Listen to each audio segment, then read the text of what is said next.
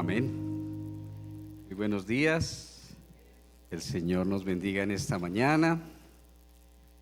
Les invito a abrir sus Biblias en el capítulo 4 de la que conocemos como Epístola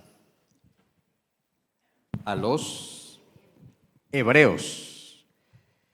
Epístola de los Hebreos. Yo no voy a leer el pasaje, si quieren pueden tomar asiento. Voy a ir leyéndolo a medida que vamos a ir considerándolo. Así que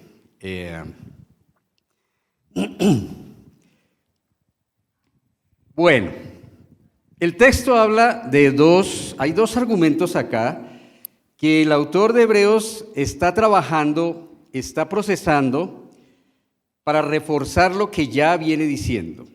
Ya viene diciendo antes que Cristo es superior, que Cristo es superior al sistema mosaico, que Cristo es superior a todo el sistema religioso de Israel, es superior a los ángeles, es la palabra de Dios hoy, y eso es lo que va a continuar argumentando en el capítulo 4.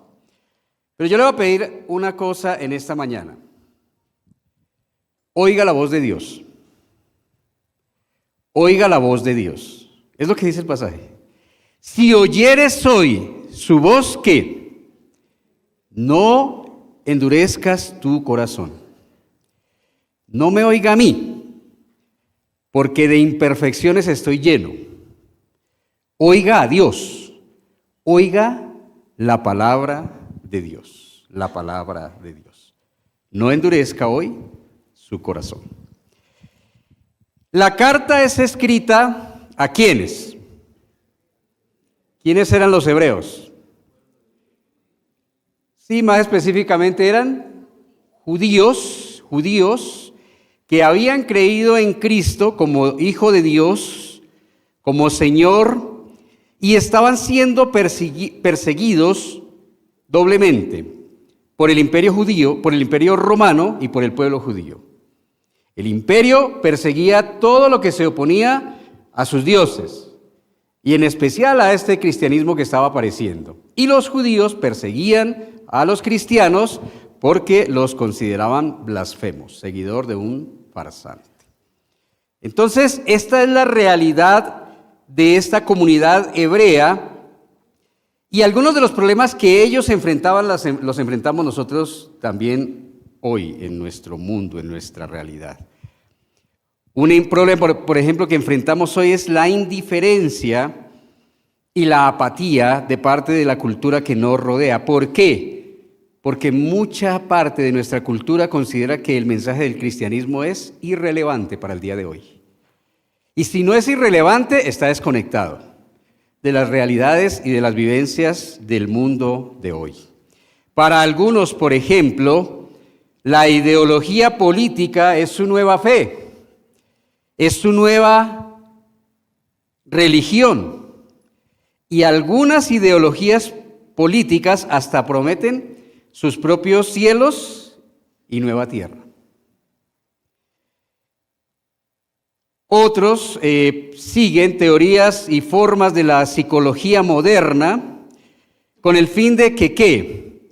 De que el ser humano se encuentre consigo mismo, porque si se llega a encontrar consigo mismo, va a desatar todo el poder que hay en él. Y en eso puede estar su propósito de vida y su destino de salvación. La iglesia está amenazada hoy por afirmaciones de otras voces. Y esto no es la primera vez. No es la primera vez. Cuando se escribió la epístola a los Hebreos, ya la iglesia estaba experimentando el peligro de dejarse llevar, capítulo 13, versículo 9, por doctrinas diversas y extrañas. Dentro de la carta hay evidencia que el autor sabía que un peligro grande de la iglesia, de la comunidad hebrea, era que habían otras voces que se querían presentar como voces válidas de parte de Dios. La iglesia siempre ha sido tentada a tratar de revivificarse, abriendo espacio a aquellas voces que son populares. Siempre ha habido gente que ha tratado de demostrar la compatibilidad básica que podía haber, por ejemplo, entre el cristianismo y el sistema político en boga. Los nazis, por ejemplo, en la Alemania nazi, trataron de mostrar que había compatibilidad entre el cristianismo y el nacionalsocialismo. Los marxistas trataron de mostrar compatibilidad con el marxismo. Los capitalistas han tratado de mostrar que el cristianismo respalda el sistema de libre empresa. Y hoy en día nosotros también somos tentados a tratar de revivificar la iglesia y hacerla relevante al mundo de hoy, importando teorías de la psicología, de la sociología o del desarrollo humano, combinando esos discursos con terminología bíblica evangélica cristiana. Es tentador siempre tratar de encontrar la pertinencia que necesitamos frente al mundo, dándole a este mensaje algo que apele a los gustos populares. En cierta medida, este deseo de hablar el idioma de la gente es comprensible, porque es posible que lo que esté atrás es el deseo de comunicarse, pero cualquiera que trata de comunicar el evangelio a una cultura diferente a la suya, sabe que la historia debe ser contada de una manera tal que los oyentes la entiendan. No obstante, hay un gran peligro cuando tratamos de adaptar el mensaje de la Biblia a la cultura. El mensaje puede estar tan adaptado a los gustos de la audiencia que la iglesia pierde la claridad de su voz, la fuerza de su voz y la esencia del mensaje. Y entonces comenzamos a creer que el interés en la vida de la iglesia solo puede ser despertado si el mensaje afirma lo que la cultura dice que es. Hay un asunto en el que el autor de Hebreos no hace concesión alguna.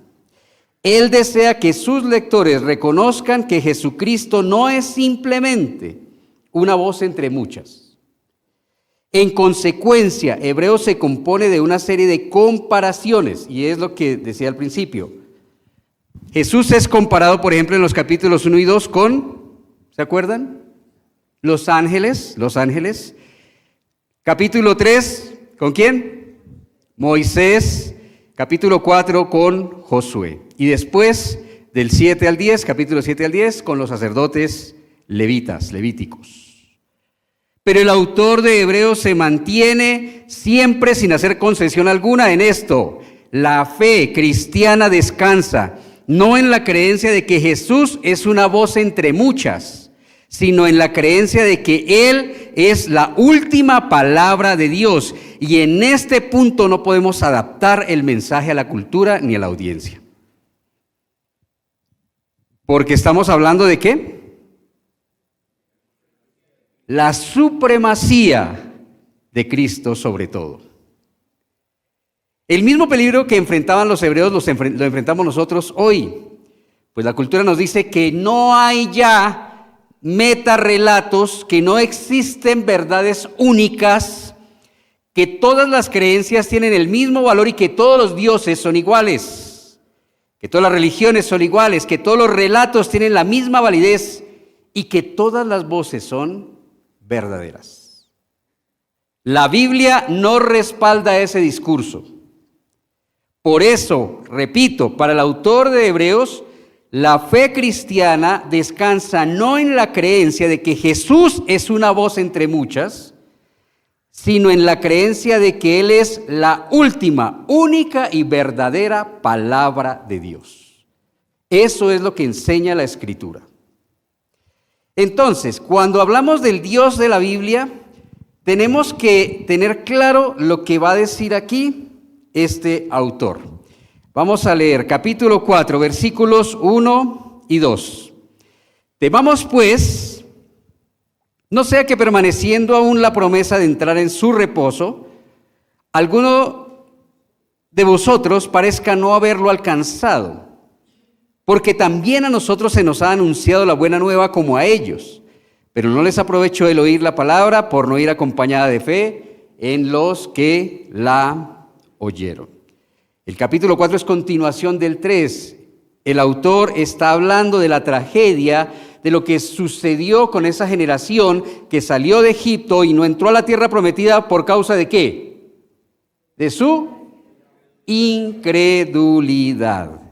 Incredulidad. Entonces, lo primero que va a enfatizar el autor aquí es que la fe es indispensable para ver el cumplimiento de las promesas de Dios. La fe es indispensable para ver el cumplimiento de las promesas de Dios. El argumento concerniente a la supremacía de Jesús sobre Moisés y la exhortación del autor para edificar la fe en Cristo comienza en el capítulo 3 y pasa hasta el capítulo 4, con el llamado a tener en cuenta peligros en cuanto a la fe, peligros en cuanto al tema de la fe. Y aquí voy a tomar 3 peligros en cuanto al tema de la fe. El primero, la incredulidad, que lo nombra ahí, creo, ¿cierto? No les aprovechó la palabra por no acompañarla de fe. Entonces, y en el versículo 19 del capítulo 3 termina diciendo, vemos que esa generación no pudo entrar a causa de ¿qué? Incredulidad, primer peligro. Esa generación que salió de Egipto, que vio portentos, maravillas, cruzó un mar, esa generación que vio una nube, esa generación que vio una columna de fuego en la noche, quedó bajo tierra antes de entrar a la tierra prometida. ¿Por causa de qué? Primer peligro, cuidado con eso. Segundo peligro, la fe no fingida. ¿Recuerdan quién en la Escritura habla de la fe no fingida? Es solo un autor el que habla de la fe no fingida. ¿A qué le suena? A Pablo. Timoteo, Pablo diciéndole a Timoteo, la fe no fingida. La fe fingida, y el pueblo de Israel podía pensar, cuando hablaban de fe fingida, Saúl, vamos a hacer, Samuel, acompáñame a hacer los sacrificios, no me dejes solo, que el pueblo me vea glorificando a Dios. Pura fe fingida, porque en el fondo, ¿quién era el Dios de Saúl? Él mismo, él solito, él era el Dios de sí mismo. Y el tercero, ahora los 3 son peligrosos, porque los 3 conducen al mismo lugar. La apostasía, que más adelante lo va a desarrollar más el escritor de Hebreos. Pero en el tiempo, en la historia atrás, el pueblo se podía remontar a los tiempos de los profetas y, por ejemplo, en Jeremías va a decir, capítulo 1 y 2, ustedes han cometido 2 males terribles. ¿Cuál era el primero? Me dejaron a mí y se hicieron cisternas rotas que no sirven para nada. Hablando de los dioses que ellos habían abrazado. Entonces, las promesas de Dios no se invalidan por la incredulidad del ser humano. El ser humano es proclive a la incredulidad, pero eso no anula la validez de las promesas del Señor. ¿Y cómo lo vemos en este relato que él viene trayendo? Porque la generación que salió de Egipto no disfrutó la tierra prometida, pues no entró, pero ¿quiénes sí la disfrutaron?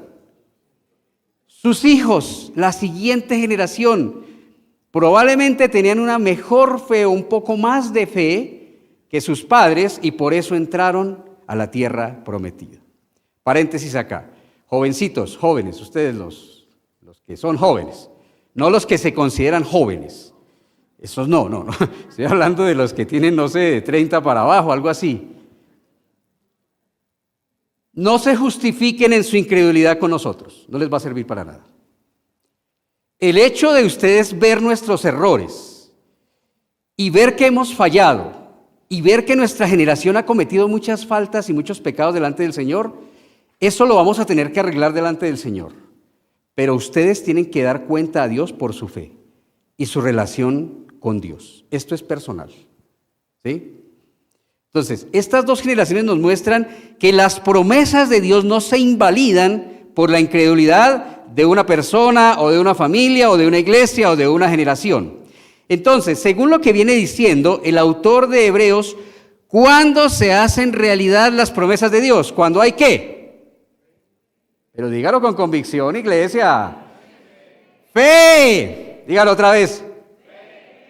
Eso, pero con ganas, con ganitas.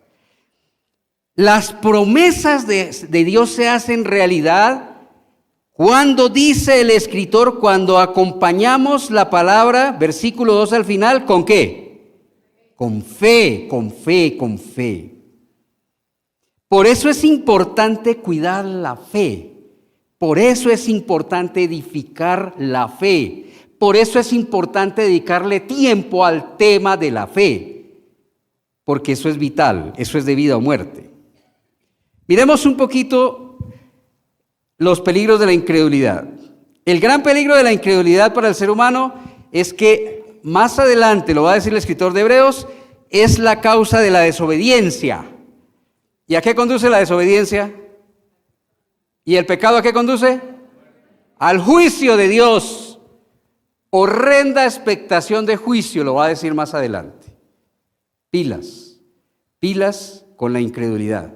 Porque la incredulidad conduce a la desobediencia y la desobediencia a la horrenda expectación de juicio. La fe fingida. El gran peligro de la fe fingida es que arrastra a la región de las meras teorías, especulaciones, opiniones, sentimientos, dogmas y formas establecidas por el ser humano, estructuras y maquinarias religiosas, pero que no es una fe profunda. No es una fe verdadera, no es una fe genuina. Y como no es genuina, no tiene primer amor, no tiene el vigor de la genuina fe y no tiene la vida que Dios imparte en Jesucristo. Hay algunas fes que huelen a rancio, no huelen a vitalidad, no huelen a esperanza, no huelen al vigor de la nueva vida a través de Jesucristo. Cuidado con la fe fingida. ¿Por qué? Porque la fe fingida, igual que a Saúl, lleva también a la muerte espiritual y eterna. Y la apostasía.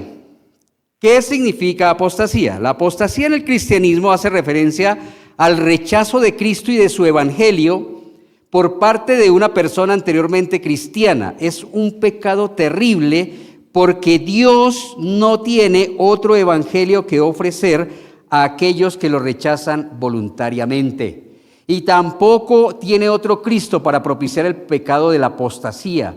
Por lo tanto, no existe posibilidad alguna de salvación para los apóstatas. Mucho cuidado, porque la apostasía es como lo que dicen que hizo Hernán Cortés, que quemó los barcos y después no había posibilidad de salir de donde estaban. El único puente para volver a Dios es ¿quién? Jesucristo. Y si yo rechazo voluntariamente a Jesucristo, no tengo cómo volver a Dios. Y si me atrapa el pecado de la apostasía, no hay forma de salvación. Es el final de la historia. Tengamos cuidado con las advertencias que nos hace el autor de los Hebreos. Entonces, ¿cómo es que la fe hace realidad? ¿Cómo es esa fe que hace realidad las promesas de Dios? ¿Cómo es la fe genuina? ¿Qué piensan ustedes? ¿Cómo será? Ya hablamos de la fe fingida, ya hablamos de la incredulidad, ya hablamos de la apostasía. ¿Cómo será la fe genuina? ¿Qué elementos tendrá la fe genuina? Conocimiento, Señor. La fe genuina, ¿qué elementos tendrá? ¿Conocimiento de qué? De la palabra, ¿qué otra cosa? Obediencia. Sin obediencia no hay fe. O sea, la marca, el sello, la evidencia de la fe es la obediencia a la palabra de Dios. Escuchen lo que dice Paul Washer en cuanto a cómo define. Paul Washer es un predicador norteamericano que dice que la fe genuina incluye, ahí están sus pantallas, lo pueden seguir, incluye creer y depender de lo que Dios ha revelado. ¿Sobre quién? Sobre Él. La fe genuina está edificada sobre creer y depender lo que Dios ha revelado sobre Él, sobre nosotros y sobre ¿quién más? Sobre la obra de salvación a través de Jesucristo. Me parece una definición concisa, breve y precisa. La fe genuina incluye creer y depender en lo que Dios ha revelado sobre sí mismo, sobre nosotros y sobre su obra de salvación a través de Jesucristo. Él ha traído unas preguntas que me parecen muy valiosas para analizar si nuestra fe es genuina o no. La primera, ¿está usted convencido de que la salvación no se encuentra en otro nombre sino el de Jesucristo? ¿Sí o no? Bueno, ya, por lo menos salimos de la primera. Todas, básicamente, si usted contesta sí a todas, entonces creo que estamos hablando de una fe genuina, según el pensamiento de Paul Washer, y yo estoy de acuerdo con él. Entonces, lo primero, ¿está usted convencido de que la salvación no se encuentra en otro nombre sino en el nombre de Jesucristo? No. Tiene más ganas un deprimido que ustedes hoy. A lo bien que sí. Voy a hacerlo otra vez. ¿Está usted convencido de que la salvación no se encuentra en otro nombre, sino en el nombre de Jesucristo? Sí. Eso ya es diferente. ¿Le confía su bienestar eterno al poder y fidelidad de una persona, Jesús de Nazaret? ¿Está usted convencido de que la salvación no es el resultado de su propia virtud o mérito? Sí. Piense bien, no esté diciendo ahí sí porque los demás dicen que sí. No, piénselo. De verdad yo sí confío en Cristo para toda mi vida, para todo, no para la salvación, para mañana, para la vida de estos pelados, para el futuro del mundo, para mi salvación, sí. ¿Pero confiamos en Cristo realmente con la vida? Esa es la pregunta. La otra, ¿está convencido de que incluso sus hechos más justos son como trapos de inmundicia delante de Dios, según lo que dice el profeta Isaías? ¿Qué podemos hacer para salvarnos a nosotros mismos? Nada. ¿La obediencia nos da salvación? La obediencia es simplemente la evidencia de la fe, pero el obedecer a Dios, el hacer algo según los mandatos de Dios, no le pone ni le quita a nuestra salvación.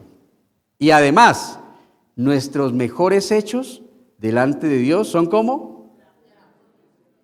¿Está convencido de que la salvación por obras es totalmente inútil? Está dependiendo de Él para que le enseñe la verdad de la Biblia, le perdone sus pecados por su sangre y cambie su corazón por su espíritu. Bueno, según entonces, aprobaron todos. Según las preguntas de Paul Washer y según la respuesta verbal que ustedes han dado, ¿en serio es genuina la fe suya? Piénselo. No tiene que contestar. ¿Su fe es genuina? ¿Usted de verdad ama a Dios con todo su corazón? ¿De verdad Dios es lo más importante para su vida? ¿La palabra ocupa un lugar importante en su vida? ¿Su obediencia es total a la palabra de Dios? Piénselo. ¿Su fe está más cerca a la fe genuina o a la apostasía? Y perdone, pero tengo que preguntarlo. ¿De verdad su fe está más cerca a la fe genuina o está más cerca a la apostasía? Tiene que pensarlo. No es que me lo tiene que contestar a mí aquí, ni a nadie. Eso es un asunto entre Dios y usted. Y tiene que tenerlo absolutamente claro. Si su fe es genuina o si está caminando caminos de incredulidad y caminos de apostasía. Frente a este análisis, entonces, nos damos cuenta que, porque esto es importantísimo para el siguiente punto, de lo que está hablando el escritor de Hebreos. Y eso lo va a decir adelante. Acuérdense del capítulo 11. ¿Cómo empieza el capítulo 11? Porque sin fe es imposible agradar a Dios, porque el que cree en Él tiene que creer que le hay, que es galardonador de los que le buscan. Entonces, Él lo arranca aquí, pero más adelante lo va a reforzar aún más el tema de la fe. Pero en este punto, Él va a llegar a una conclusión, que sin fe no se puede conocer el reposo de Dios, porque a partir de aquí, del versículo 3 en adelante, Él va a empezar a hablar del reposo de Dios. Porque otra vez, Él está diciendo que Cristo es superior a todo lo que había en el sistema religioso judío. Y aparte de Moisés y de los ángeles, los judíos tenían muy aferrado en su corazón dos temas concernientes al reposo: el día y la tierra. El día y la tierra. Y Él va a coger eso y les va a decir ni lo uno ni lo otro. Les está desbaratando la teología. Versículo 3. Los que hemos creído entramos, ¿qué? De la manera que, ¿qué? ¿Qué dijo qué? Por tanto, no van a entrar en mi reposo, aunque las obras suyas estaban acabadas desde la fundación del mundo. Versículo 4, porque en cierto lugar dijo así del séptimo día, y reposó Dios de todas sus obras en el séptimo día. Para hablar del reposo que para los judíos era tan importante, ¿a dónde se va? A la creación, al modelo original. No se va al sábado de la alianza del pacto del Sinaí. No se va al sábado como señal de la alianza del pacto del Sinaí. No se va al sábado del cuarto mandamiento. Se va al sábado ¿de dónde? Al primero, al prototipo de sábado, ¿ya? La referencia a este sábado, cuando Él dice que Dios descansó de sus obras, ¿ya?, en el séptimo día, no quiere decir que Dios se cansó, porque Dios no se cansa. Dios no sabe lo que significa, lo que para nosotros es una realidad diaria, yo creo, el tema del cansancio. Y no estoy hablando del cansancio físico, estoy hablando del cansancio integral, del cansancio interior, del cansancio del alma. Porque a mí me parece más grave el cansancio del alma que el cansancio del cuerpo. Porque creo que mucha gente toma decisiones completamente desesperadas es cuando el alma se le cansó, no tanto cuando se le cansó el cuerpo. Dios no se fatiga, ¿ya? Lo que significa que descansó es que estaba hecho, estaba terminado y estaba poniendo un ejemplo para nosotros. Porque según Jesús, el sábado fue hecho por causa ¿de quién? Del hombre. Cuando Dios establece un día en el Edén, en la creación, para descansar, no era por causa de Él, era por causa ¿de quién? De nosotros. Estaba poniendo un fundamento. Y dice que lo bendijo, puesto que el día de reposo fue hecho por causa del hombre, para beneficio del hombre. Ese séptimo día debía constituir un canal de felicidad para Adán y para Eva. Y puesto que Dios también los santificó, es decir, los separó para el uso sagrado, podemos pensar que Adán y Eva dedicaron esas horas entonces a estar en comunión con Dios. Es claro entonces que el Creador tenía la intención de que la bendición del sábado tuviera el propósito de que el ser humano descansara y que lo empleara con motivos cercanos a Dios, pero no era la máxima expresión del reposo de Dios para el ser humano. Porque, ojo, cuando Dios piensa en descanso para el ser humano, no está pensando en el otro festivo. ¿Cuándo es el otro festivo? Pues el de mañana, pero ¿y después de ese? Hasta octubre. Porque septiembre, igual que febrero, no tiene. Cuando nosotros pensamos en descanso, ¿qué pensamos? días y lugares. Días, festivo, puente, vacaciones.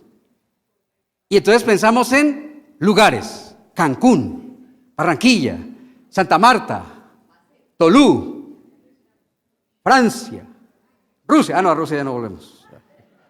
No volvemos. Cuando Dios piensa en descanso para nosotros, no está pensando ni en medidas de tiempo ni en lugares. Está pensando en otra cosa, que lo vamos a ver ahorita más adelante. Entonces, versículos 6, 7 y 8. Por lo tanto, ¿qué? Puesto que falta que algunos entren en él, ¿en qué? En el reposo. Y aquellos a quienes primero se les anunció la buena nueva no entraron por causa de desobediencia. Tenga cuidado. Otra vez determina un día. ¿Cuándo es el día? Hoy es el día. Hoy es el día. Diciendo, después de tanto tiempo por medio de David, como se dijo: si oyeres hoy su voz, ¿qué no debemos hacer? No endurezcáis vuestros corazones, porque si Josué les hubiera dado el reposo, no hablaría después de otro día.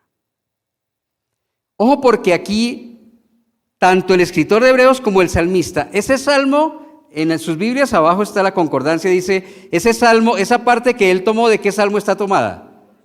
Salmo 95. No lo vaya a buscar, pero cuando vaya atrás va a dar cuenta que dice Salmo de David. Entonces él toma la idea de David y dice, venga, ¿cómo así? David está diciendo que ni el día de la creación fue el reposo de Dios, el séptimo día, ni entrar a la tierra prometida fue el reposo, porque él dice, aún hoy hay un reposo y Josué no les dio el reposo que era. Entonces él dice, pero en el tiempo de David tampoco fue. Hoy. Ya dijimos que el reposo no es un día, ¿sí? El reposo de Dios no es tiempo, pero tampoco es lugar. No es lugar, no es tiempo. Canaán representaba el reposo de Dios para el pueblo. Tras la dura servidumbre de Egipto y el fatigoso peregrinar por el desierto durante 40 años, Israel descansó por fin cuando entró en la tierra prometida, temporalmente, imperfectamente.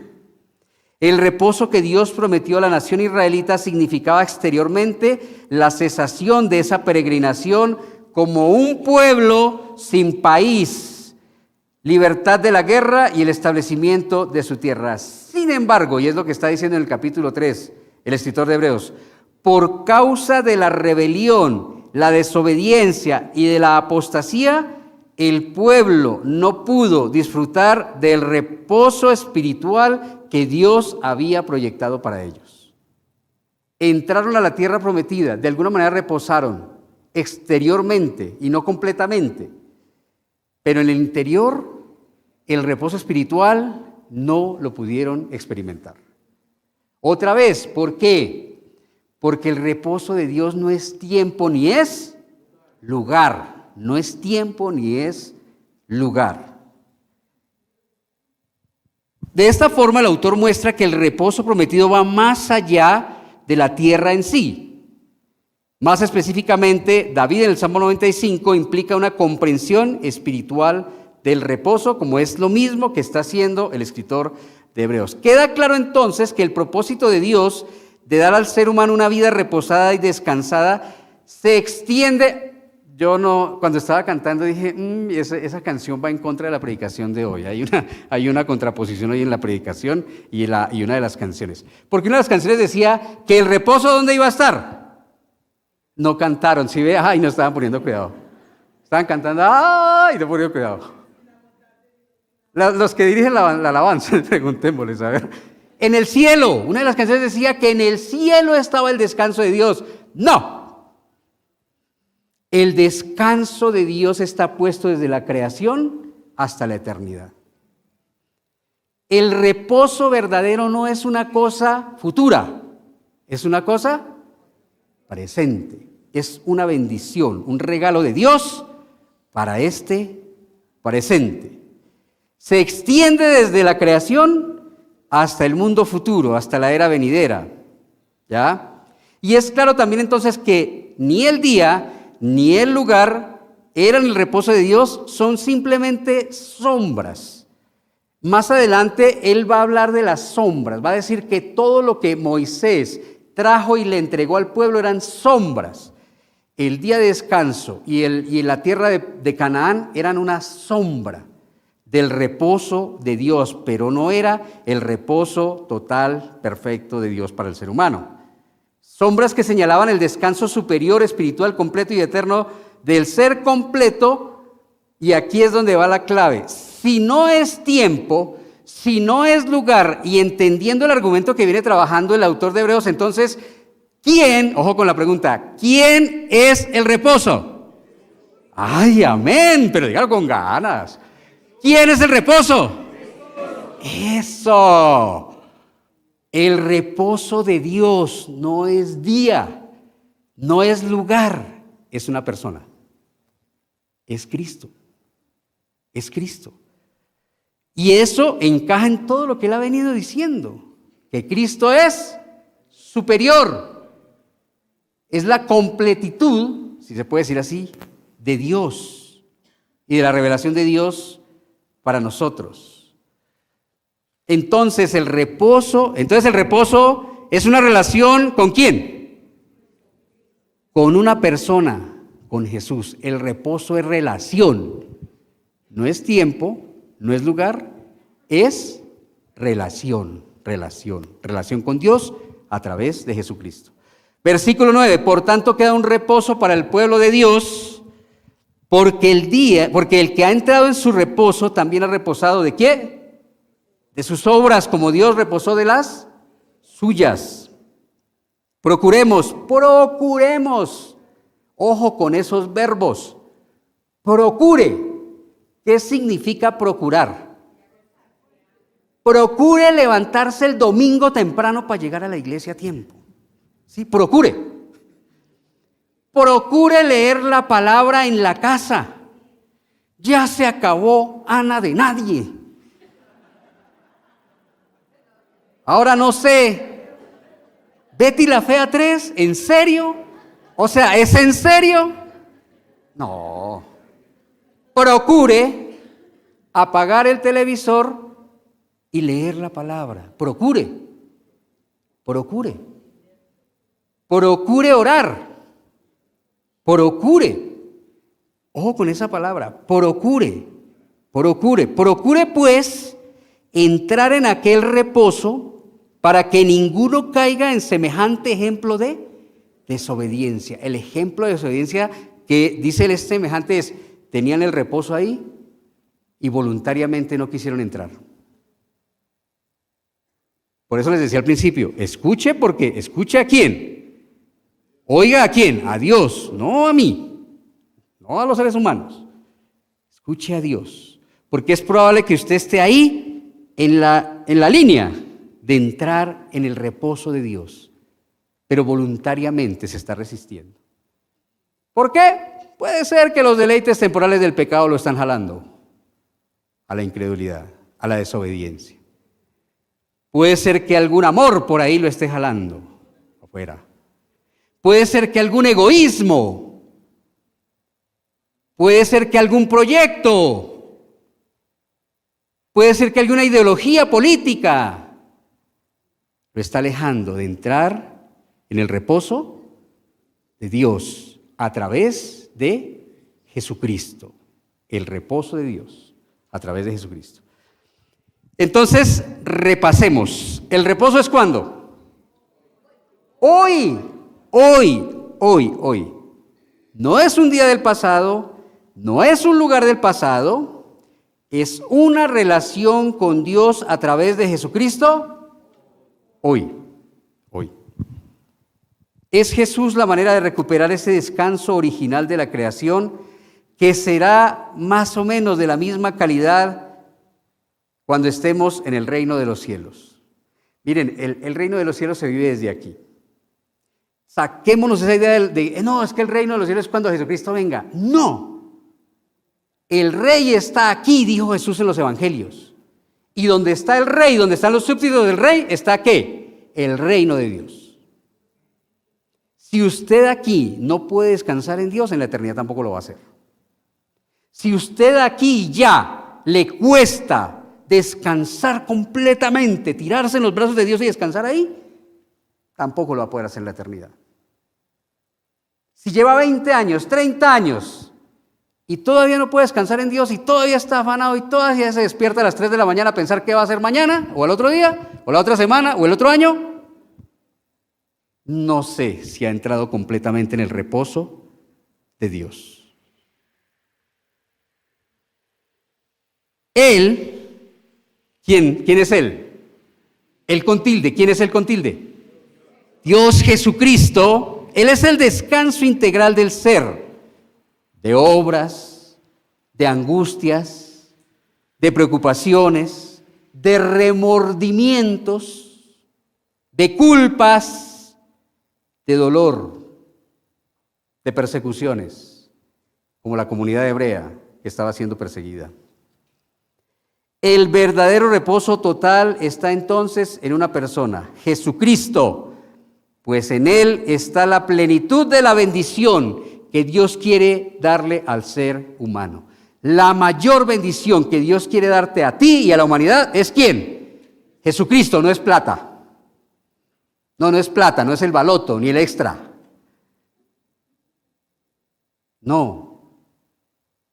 La mayor bendición que Dios quiere darte es Jesucristo, no son tus hijos. Ni es tu esposo, ni tu esposa, ni tus padres. La mayor bendición que Dios quiere darte a ti y a todos los seres humanos es ¿quién? Su Hijo, porque es el único que lo complace. Es el único que lo honra perfectamente. Y en Él está la plenitud de la bendición de Dios para nosotros. El que tiene el Hijo, tiene la vida, tiene la bendición. El que tiene al Hijo, tiene el descanso, tiene seguridad, tiene paz. El que no tiene al Hijo no tiene absolutamente nada. El que no tiene al Hijo no tiene nada. Entonces, vamos aquí cerrando ya este tiempo. Hay un autor, un filósofo surcoreano que se llama Byung-Chul Han, y él hace un análisis que me parece tremendamente acertado y ajustado a la realidad del mundo en el que hoy vivimos. Voy a leer para no perder, resumí lo más que pude, pero quiero leer todo para no perder detalle de lo que él dice, porque me parece un pensamiento muy válido para hoy en día. Dice él, el libro se llama La Sociedad del Cansancio. Es un libro pequeñito, está en PDF en la red, lo pueden encontrar. Dice, el exceso de positividad nos está conduciendo a una sociedad llena de individuos agotados, frustrados y deprimidos. En este nuevo escenario social, víctima y verdugo, dice él, son la misma cosa, son la misma persona. Ya no hace falta una dictadura ni un tirano para someter al ser humano. Nos bastamos nosotros solos para explotarnos hasta la extenuación. Y paradójicamente vivimos bajo una falsa sensación de libertad. La superproducción, acuérdense de ese prefijo super, la superproducción, superrendimiento laboral, lúdico y hasta sexual, o la supercomunicación son el lenguaje de la positividad. Para el filósofo coreano, la mentalidad trabajadora, la libre competencia, la productividad y la creación de riqueza que establece el capitalismo destruye al ser humano. Está destruyendo al ser humano, provocando depresiones y otras enfermedades como, él apunta a 3, déficit de atención con hiperactividad, trastorno límite de la personalidad y síndrome de desgaste ocupacional, más conocido como burnout. Por eso, pero eso, dice él, no es lo peor. Lo peor es haber conseguido que el ser humano sea su propio explotador, exigiéndose cada día más. Para Hahn, la sociedad del rendimiento está convirtiéndose paulatinamente en una sociedad del dopaje. Pastillas para todo. ¿Se ha visto eso? Pastillas para todo. Este dopaje es el que nos transforma en una máquina de rendimiento, hiperactiva, constantemente ocupada, desprovista de tiempo libre. ¿Se ha visto que la gente no tiene tiempo? No hay tiempo, no nos alcanza el tiempo, nadie tiene tiempo. Cansada y agotada hasta el exceso.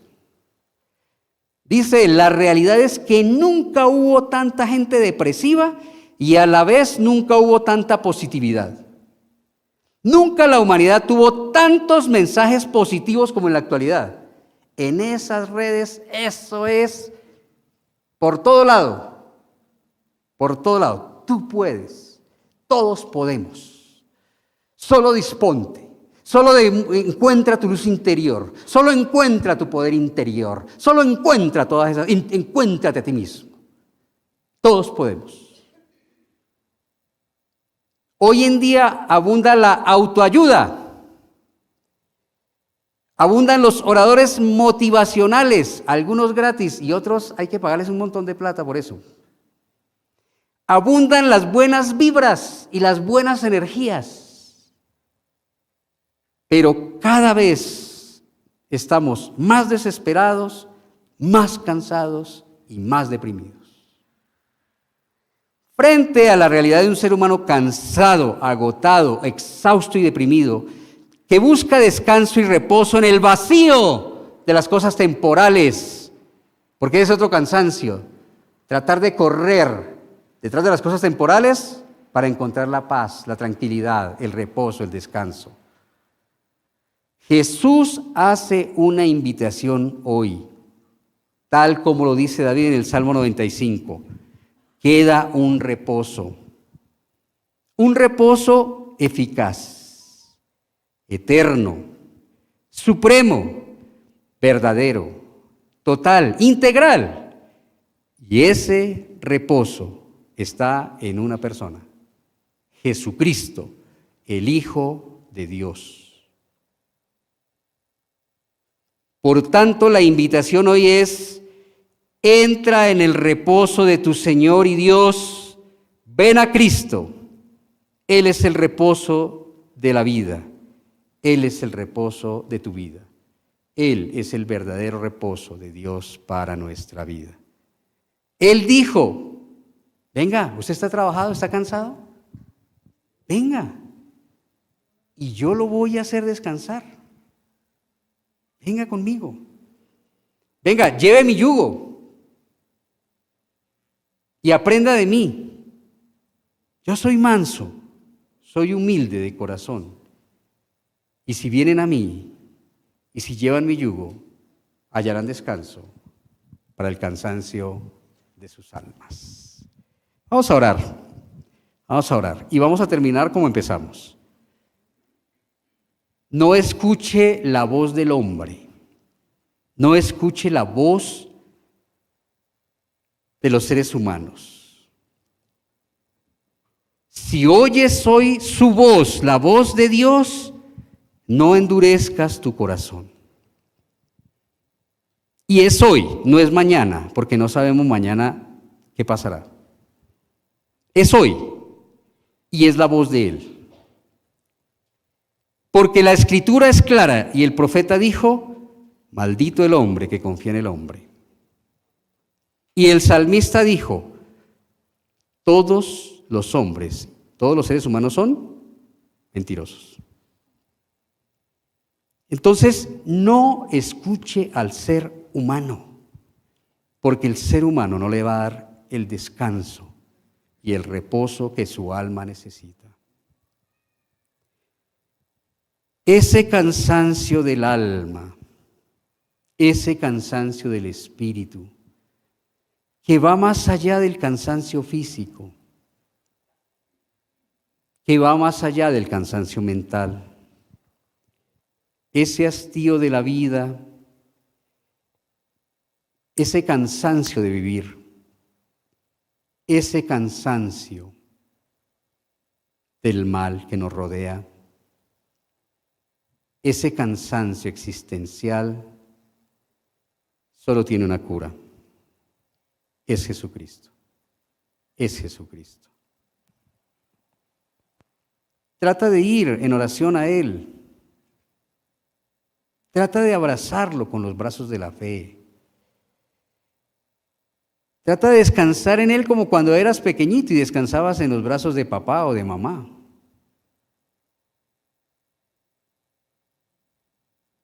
Él sabe lo que estás pasando. Él sabe lo que estás viviendo. Él ha descifrado lo que te pasa y tú no sabes. Porque Él todo lo entiende y todo lo comprende, aún lo profundo del corazón humano. Entonces descansa en Él. Descansa en Él. Tómate este tiempito. Escucha su voz que te dice: ven a mí, ven, ven. Yo conozco tus trabajos, tus cargas, tus obras. Yo conozco tu cansancio, tus dolores, tus tristezas, tus penurias, tus afugias, tus penas, tus angustias.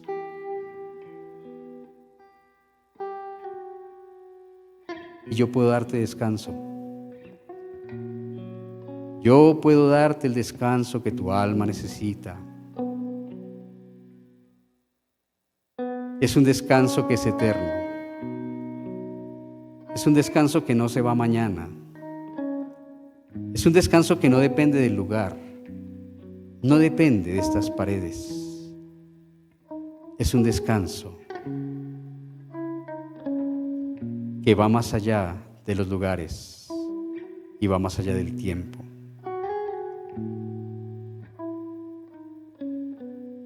Abraza a Jesucristo, abrázalo y dile lo que sientes. Pídele perdón si es que has estado caminando por caminos de desobediencia e incredulidad. Tú sabes, Él lo ha dicho claramente: el que a mí viene, yo no lo echo fuera. El que a mí viene, no lo echo fuera. Y aquí estoy para ti. Estoy para abrazarte, estoy para perdonarte, estoy para descansarte, estoy para salvarte de tus pecados, estoy para salvarte del dolor, estoy para salvarte, para quitarte todo eso que te duele, que te quita la paz, el sueño, el descanso, el sosiego.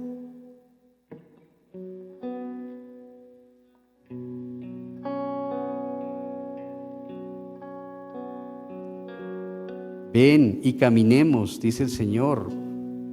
Lleva mi yugo, caminemos juntos el resto de la vida. No te vayas.